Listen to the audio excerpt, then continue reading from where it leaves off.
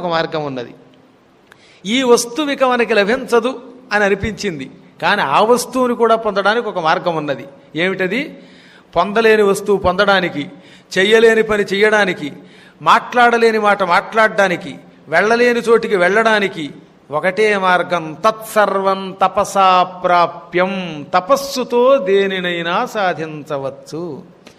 కానీ తపస్సుతో సాధించవచ్చు, తపోహి దురతిక్రమం. తపస్సు మాత్రం చాలా కష్టమైనది, అంత తేలిక కాదు తపస్సు అంటే. తపస్సుతో పొందొచ్చు, కానీ తపస్సు చేయడం కొంచెం కష్టం. ఒక సద్గురువుని పట్టుకోవాలి, క్రమం తెలుసుకోవాలి, గురుభక్తితో ఆ మంత్రానుష్ఠానం చెయ్యాలి, చెప్పిన దీక్ష మళ్ళీ చెప్పినట్టు చెయ్యాలి. ఒక 40 రోజులు ప్రదక్షిణ చేయమన్నాం. ఏమండి 40 రోజులు చేయాలంటారా? ఓ 9 రోజులు చాలదా అని వీడు అడుగుతాడు.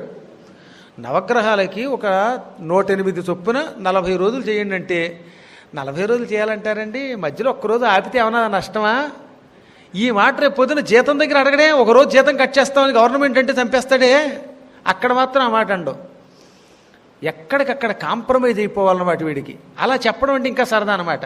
40 రోజులకి పర్వాలేదు, 9 రోజులు చేయన్నాం అనుకోండి. మళ్ళీ ఏమంటే 9 రోజులు కంటిన్యూషన్గా చేయాలా? రోజు విడిచి రోజు ఆదివారం చెయ్యొచ్చా? నేను ఇవన్నీ అనుభవించి చెబుతున్నాను బాబు. రోజు మా పీఠానికి వచ్చేవాడిని ఎంతమందిని చూశాను. ఆ ఎదురుగుండా కూర్చున్నాయని అలా అడిగినవాడే.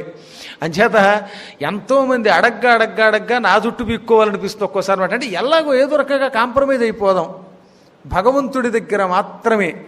దీపారాధనకి సమయం ఉండదట, పూజకి సమయం ఉండదు, ప్రదక్షిణకి సమయం ఉండదు, పురాణానికి సమయం ఉండదు, మిగతా అన్నిటికీ సీరియల్స్ చూడడానికి, క్రికెట్ చూడడానికి, ఐపీఎల్ చూడడానికి, ఐపీ పెట్టడానికి టైం ఉంటుంది. ఈ ఒక్కదానికి మాత్రమే సమయం ఉండదు.